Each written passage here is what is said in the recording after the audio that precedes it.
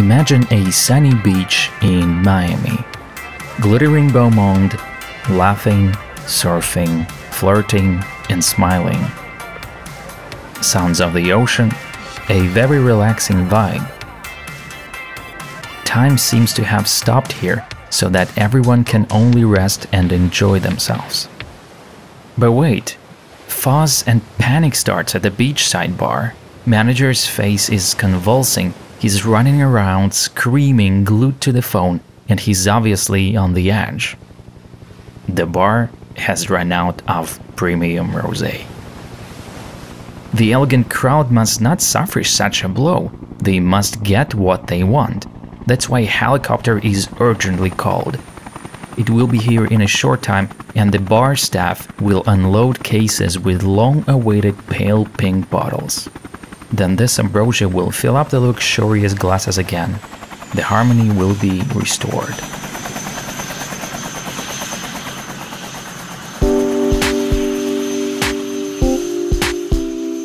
No doubt, rosé is really booming today. The world has literally gone crazy over it. But as a matter of fact, 15 years ago, everything was completely different. It was hard to imagine then that rosé would become the most fast-growing category of wine, both in production and consumption.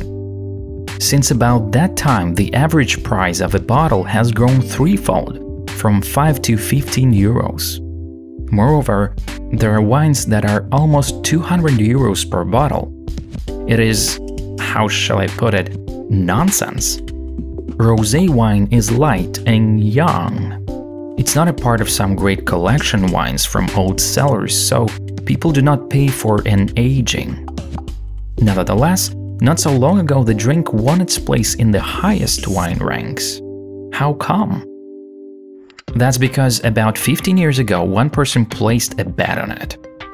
He wanted to create an absolutely beautiful, expensive, and elegant rosé that would totally reshape the attitude towards it. And he did so, as well as changed the wine industry itself. This person's name is Sasha Lishin. He's French, and also a bit American, and a bit Russian, and by and large, he's a very risky guy with great intuition.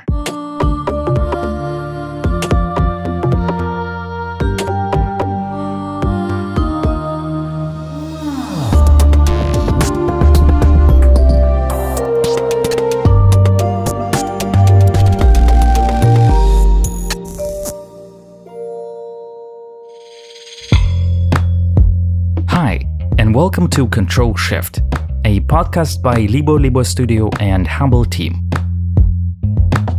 My name is Anatoly Gromov and I'm your host.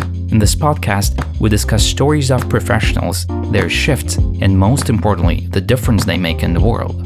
Today, I'll tell you a story of a shift in the change-averse industry that is built on centuries-old traditions. It all happened because one person could not be satisfied with his legacy and success and was striving for something more.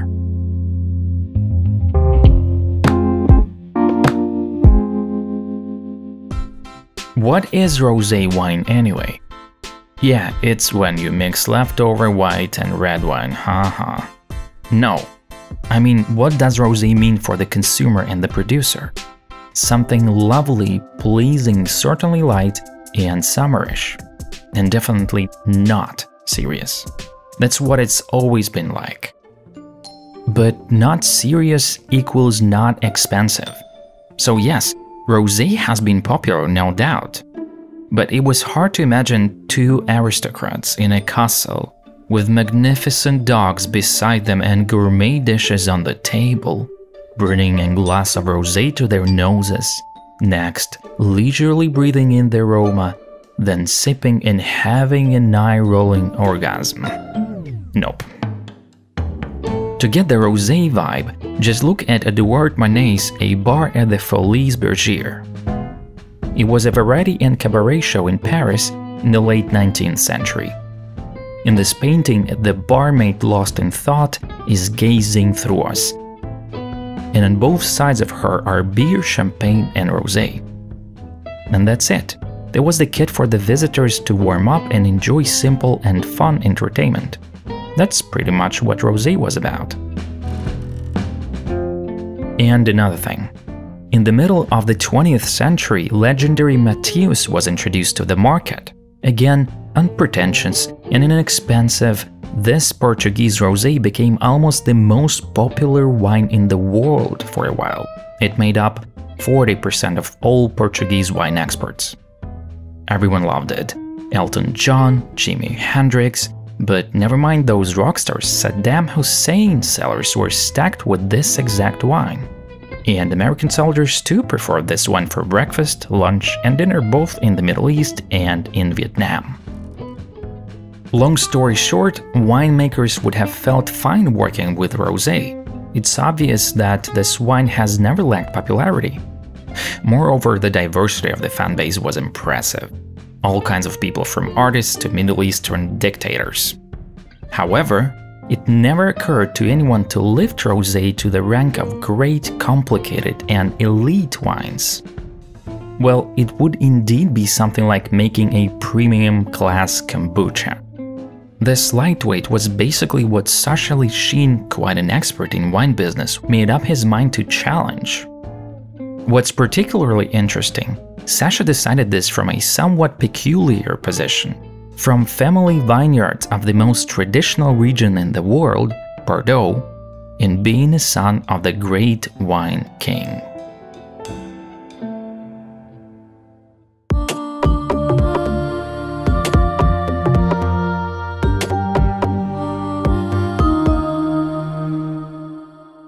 Wine King, the Pope of Wine, those were the nicknames of Alexis Lishin, one of the biggest names in the wine world.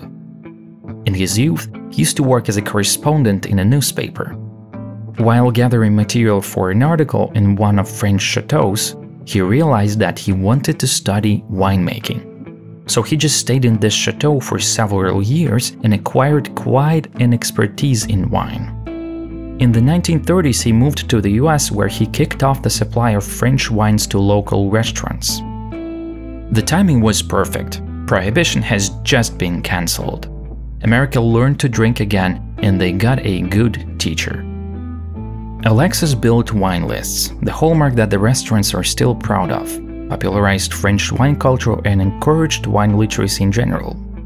For instance, Americans could easily produce some red table wine and proudly label it as Burgundy. A real Frenchman would certainly be outraged. Guys, what does it have to do with location? You should simply mention the grape variety. It's far more informative, and that's simply how it's done. Americans heard and immediately wrote Cabernet Sauvignon. In the early 1950s, Alexis bought an estate in Bordeaux and focused all of his attention on classical Bordeaux wines. He also wrote several wine encyclopedias that became must-have handbooks for every aspiring wine expert. Having won a great authority on both sides of the ocean, this amazing man was freaking out the old-school winemakers who inherited their vineyards in Bordeaux and carefully maintained traditions. For instance, inspired by California, Alexis made up his mind to develop wine tourism in his own estates. Local aristocrats were appalled. Tourists? Are you crazy? Tasting sessions? They know nothing. Another stab in the back against Bordeaux snobs was Alexis's decision to sell some of his lands to the English brewery. For sure, a true nightmare of French aristocracy. All in all, Alexis Lishin loved challenging himself and the people around, starting something new and difficult. He often repeated one phrase, "We don't follow trends, we set them." He mostly told that to his son, and Sasha learned it to the fullest.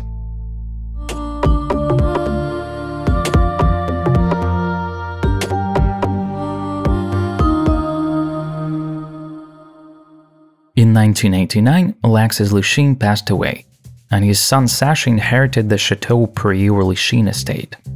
The son, of course, has been a part of all this wine culture since early childhood, knew the best enologist in France, and learned from his father. All in all, he had a very pleasant life path to follow. His father invested everything he could in these lands, and the wine there was simply perfect. All Sasha had to do was maintenance. Well, if someone told me that I had to spend my life in a French estate with a well-established production of fancy red wine, well, I would rather consider myself lucky. The vineyards and cellars are taken care of by trusted people who must have taken over from their fathers. And you walk between grapevines during the day, in the evening you accept guests, and most importantly, all the suppliers know you and your wine. Sasha ran the chateau for the next 10 years until he realized that he wouldn't achieve anything extraordinary here. Resting on his father's laurels wasn't enough for him. Sasha wanted his own personal success. So Bordeaux neighbors had to be surprised again. Sasha decided, I want to reinvent rosé wine so it will blow everyone's mind. It will be incredible, subtle, complicated, and great, and probably quite expensive. And since Bordeaux doesn't really suit rosé, I'm going to sell everything and go to Provence. There should have been a deafening silence scene if we had witnessed this imaginary conversation between Sasha and all of the winemakers of France.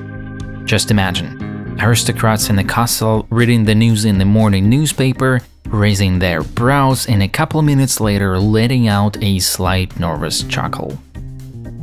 Well, to tell you the truth, that decision was reasonable to some degree. Provence actually is way more suitable for rosé wines, at least because rosé needs sun, and Provence has 2,800 hours of sunshine per year. But that's where the reason ended in the public eye. Why on earth would you zero everything out and start from scratch, trade traditions and an estate in the capital of winemaking for some silly rosé wine? Indeed, Sasha must have placed a bet on his intuition and on the best experts that he was going to entice. That's the only possible explanation of his courage. And basically that was the case. One of the greatest French enologists, Patrick Lean, joined him. Patrick, for sure, rolled his eyes as well at first. But by that moment he had already retired and must have wanted to break bad. So he checked out the lands that Lichine bought, examined the vineyards, and finally said yes. That was Chateau d'Esclans, and that's where the magic began.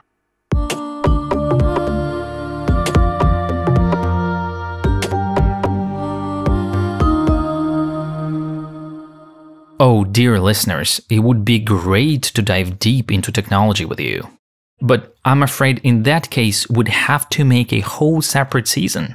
It would be called Control Tannin, and would dwell on how to control tannins, acidity, sugar, and everything else. I will only say that the process of good rosé production is very delicate, precise work. Absolutely everything should be carefully accounted for.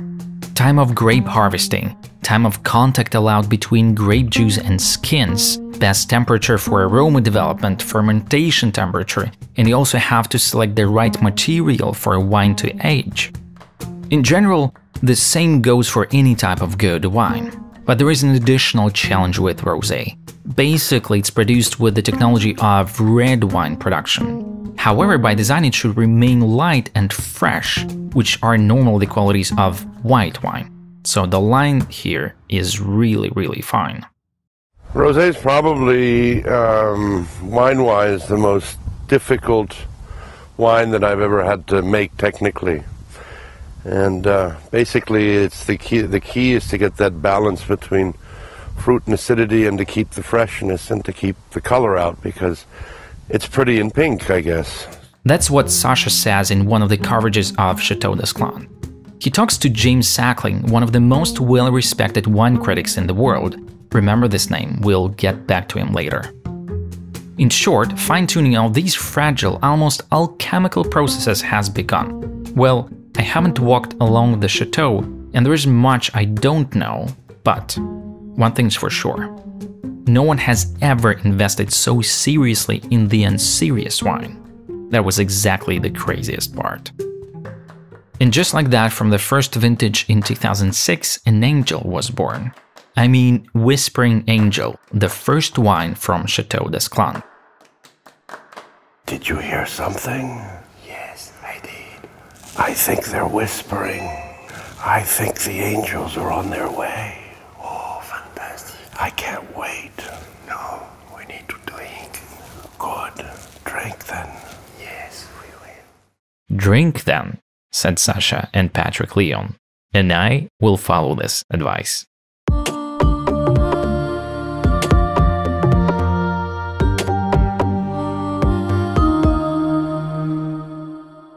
As you can tell, I did a bit of research for this episode.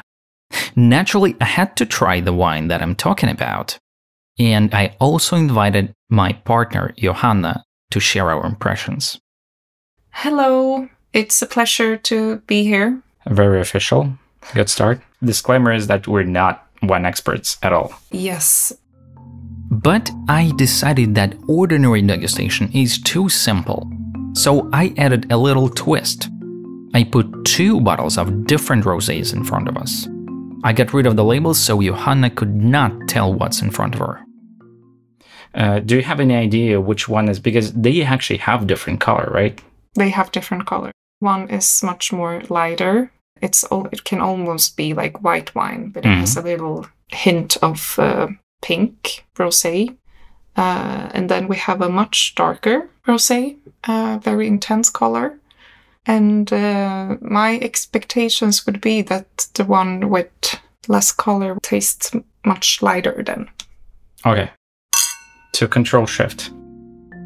First, we opened the bottle with the lighter wine, bottle number 1. To be honest, I was hoping we would manage to give some decent, detailed review like, some notes of oak, notes of raspberry, and so on, but yeah, it is very good. It was not as light as I would expect it. It's has much more depth, I think. It's quite subtle. I mean, it has like a lot of body, I think.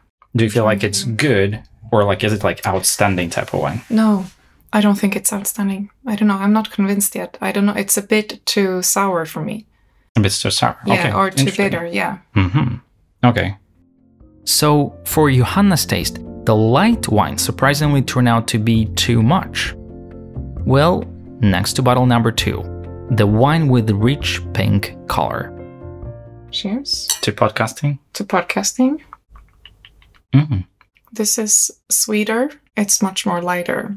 So I was wrong. Yeah, it's not as thick. Is it better? Is it worse? Of course, the first one is better because it has much more interesting flavors. But it was a bit too much. This one is, of course, more easy to drink, but I really wouldn't pick it. The second wine is actually the same Mateus from Portuguese wineries that we discussed. And, that type of like super simple, cheap wine for €3 from the nearest store. And I would say I feel like the Whispering Angel, the first one, is... yeah, it has more body. It's like you can see that it's actually like, a contemporary, more sophisticated wine for sure. Mateus is a little bit more watery, and this one is like a bit more condensed. So it feels like an actual, bottle that spent some time in making. Anyway, I have to thank you for this wonderful experience. Thank you very much. I think we have some left. It was really an effort. Yeah. Okay.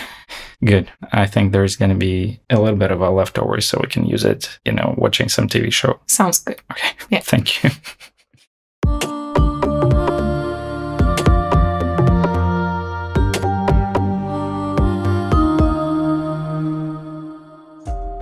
There are lots of jokes about this high culture of wine drinking. When people imitate a sommelier because all that concerns good wine is very subtle and difficult. They make that deliberately thoughtful face, which Ioanna and I failed to produce. Their eyes look into the distance, and they say dreamily, "I'm feeling a bit of last year leaves, a bit of apple pie with prunes, now notes of hay, allspice." Yes, this is definitely an Eastern slope. Definitely Eastern. And for ordinary people like us, it is usually accompanied by feeling of awkwardness. Because if we are completely honest with ourselves, we can't fully answer the question, what's the difference? What does an outstanding wine mean? How subjective is all that? And the simplest one, if I drink really expensive wine, how can I be sure that I'm not being screwed over? That's the case with art as well, especially contemporary art. Say everyone around is admiring the piece, but you can't fully get it. Why is this painting so ridiculously expensive? Connoisseurs claim that it's a masterpiece. Okay, maybe. So this is awkward. For critics, experts, and extremely passionate connoisseurs, there is no such question. They are actually part of the recognition. But let's break down this recognition procedure. Wine is first examined on the level of testing panels, meaning the compliance with standards. For instance, they make sure if the wine is actually dry and has this exact alcohol degree. You know, technical stuff. Then flavors. There are various methods of classification, according to the wine body, to aroma intensity, to complexity and composition itself, like red berries, prunes, licorice. Well, I'd say nice wine, fruity-ish, kinda smooth, and an expert would say the nose is expressive, a bit tart, typical for the area, the bouquet is blah blah, acidity is elegant, the body is oily, and they can go like that for another 10 minutes. And the goal of these people is to work within these classifications and, if possible, evaluate wine as objectively as testing panels. Namely, they describe wine to reveal all the secrets to us, commoners. Then wine takes part in all sorts of competitions. And finally, there are extremely honorable critics. That's where, dear friends, everything can change. They don't care about all the medals and awards the wine got. And it's quite possible that their evaluation will differ drastically from everything mentioned above. Remember James Suckling, who interviewed Sasha? You'll see JS letters near this or that bottle on many online platforms, and some numbers beside. That's the Suckling's rating. All the sellers who want to emphasize the tier of their collection use this rating. So an expert's opinion for sure can affect the behavior of customers and distributors. But the point of this whole system is to help us navigate the wine world, not to tell us what's right or what's wrong. Because you see, each person has their own nose, senses of smell and taste are very personal feelings. For example, Ioanna was a bit worried that she would offend somebody by saying that Whispering Angel is too sour to her taste, but that's totally fine. Like Robert Parker, also one of the biggest names in the wine world, says, "The best palate is yours, not mine."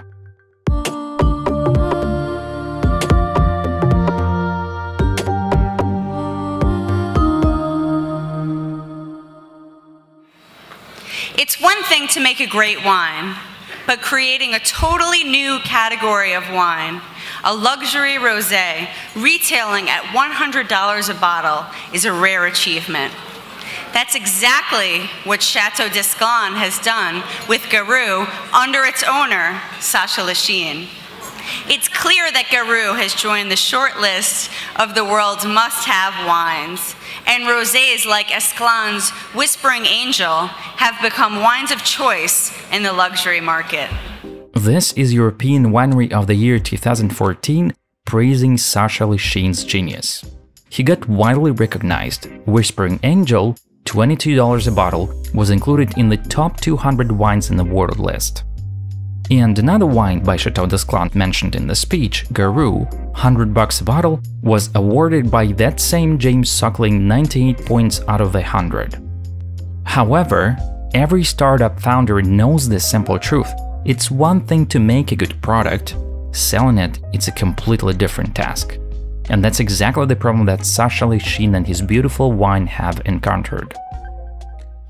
I remember going to see a major retailer in Chicago on a cold winter day who looked at me and said, "Do you think I can sell a $90 bottle of rosé? Are you nuts?" I poured Garous in his glass. He stopped, thought, and looked at me. He looked at me and he said, "Do you think I can sell rosé? No, but I'll take two cases for myself." To better understand what Sasha was dealing with, we invited Gabriel Visavona, wine and spirits expert and journalist. You know, we look at any market as an equilibrium between demand and supply, but which is a particularity that the wine shares with all agricultural products, is that we don't know what will be the offer each year, because we do not control the hand of God, you know, the Mother Nature's decision to make it a good crop, a bad crop, to put a hailstorm or frost on the crops at the bad time, and you will have a very small vintage in terms of quantity. Now, pretty unique to wine would be that it's not released straight after the harvest. For most wines, they're going to be released later, in a few months' time, or even sometimes in a decade. So it impacts a lot on the cash flow of the property, obviously. Of course, all winemakers face such difficulties, whether they produce wine in the 5th generation in the same place, or if they, like Sasha, make a new brand of wine. But what about the moment of products release to the market?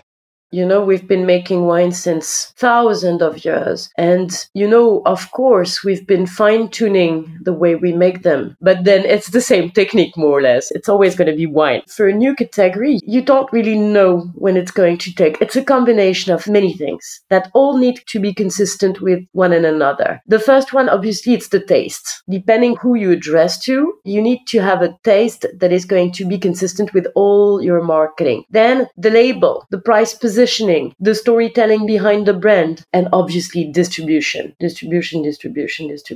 Sasha Lishin was in distribution for many, many decades, and he was great at it. Just, you know, like applied. I myself, as a product designer, was hooked when Gabriel mentioned branding and storytelling, so I decided to do a bit of digging. I learned that there was a research group at the University of Geisenheim in Germany that studied the Chateau d'Esclan's case from the marketing perspective. And one of the participants, Helena Fomichova, drew my attention to something interesting. This brand was created as an absolutely non-French brand. Look, the name Whispering Angel is in English. Nonsense. Also, glass is transparent, completely out of French traditions. They have been using green or brown bottles for centuries. This new approach, it shows product. It is a premium wine still, but it's not snobbish. Difficult inside and simple outside. It's honest and straightforward, not trying to lure or make an impression on anyone. This approach is exactly what millennials love. At that time, they were reaching the drinking age, and so the Whispering Angel hit the nerve of the emerging audience. I dare to say Sasha has probably created a new lifestyle in premium segment. Simply celebrating life instead of throwing show-offs. And the pricing fits this philosophy. Wine is expensive but affordable. Affordable enough to occasionally pop up on your Instagram feed. So what they put inside the product as well, it's a lot to do with marketing and packaging, and, you know, targeting the right clientele for that, which will be women who have a certain buying power, or people on holidays. Same thing, you know, like emphasizing a great packaging and a good storytelling. In terms of taste, they are not bad, these rosé, but if you were to strip them from all the fancy surrounding that they're packaged in, no, they couldn't be retailed at 160. This is my point of view as a wine critic. Clearly, like they're good, huh? So some of them are very good, but no, for the price, you know, you pay for something else.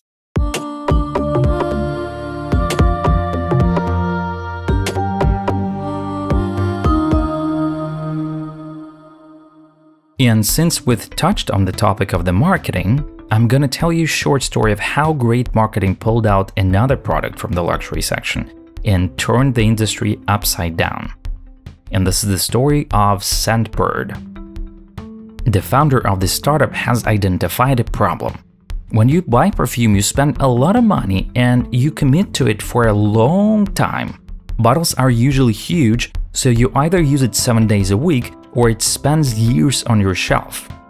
Moreover, you can't carry it around because these huge bottles also have some gigantic flowers on top of them, or just weigh like a brick.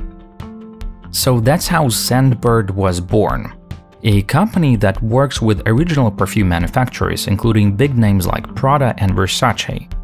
Scentbird offers perfume subscriptions. For $16 a month, you get several different perfumes in 8 ml bottles. The product was great. They had investments, they had audience, but the rejection rate was off the charts. More than half of the visitors could not understand the product. So Scentbird came to Humbleteam asking to redesign their website. The problem was easy to understand, but the solution was not obvious. So one of the Humbleteam designers decided to go into the field. He went into a shopping mall and asked women about their perfume preferences in exchange for a cup of coffee. He found out, for example, that women usually do not remember the names of the perfumes they use. So when visiting Scentbird website, every other would type in Chanel No. 5, which is just exactly the perfume missing from the catalog. They would think that some scam website selling fakes and leave. So Humbleteam made sure that users know that despite Chanel No. 5 is missing there are still other original perfumes for sale.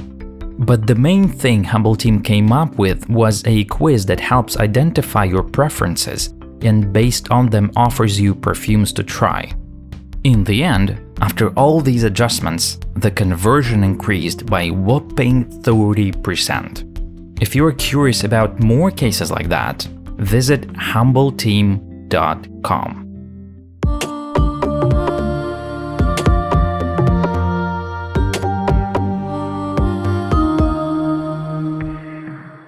Well, back to Chateau d'Esclans. The success was just stunning.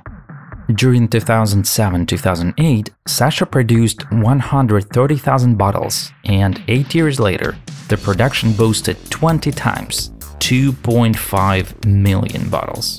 And for the last 10 years in the US alone, the export of Chateau d'Esclans skyrocketed 800 times. The biggest success Chateau d'Esclans had on the US market. Remember the scene on a sunny beach in Miami, the one I started my story with? Yes, the story is exactly about the angel. It literally came down from the sky. America went crazy over it. Chateau d'Esclans takes 20% of the US market of Rosé, which makes it an absolute leader. And here's another peculiar detail. Billionaires in the Côte d'Azur don't just love drinking Chateau d'Esclans. They love it so much that they now design fridges on their yachts so that magnums of Whispering Angel and Garou can fit in. At Sasha Leshin's whim, and also intuition, knowledge of wine and wine industry and marketing talent, Rosé became the drink equal to luxurious life. It wasn't surprising at all when celebrities who used to make their own perfume or clothes collection in collaboration with some premium brands switched to Rosé. Sarah Jessica Parker, John Legend, Drew Barrymore, John Malkovich, Sting, Post Malone joined the production of rosé wines under their names. Now even aristocrats can let themselves sip a bottle of rosé on a rainy autumn evening. And this wouldn't disturb anyone. Pair it with meat, whatever. Of course, Chateau d'Esclans' monopoly didn't last long. They were even pushed by Angelina Jolie and Brad Pitt, since we're talking about celebrities. Their rosé now ranks in the top 100 of the best wines in the world. But I can say that Sasha Leshin felt that push. The world leader of the luxury industry LVMH has recently bought 55% of Chateau d'Esclans. Sasha shall still keep 45% and continue to run Chateau.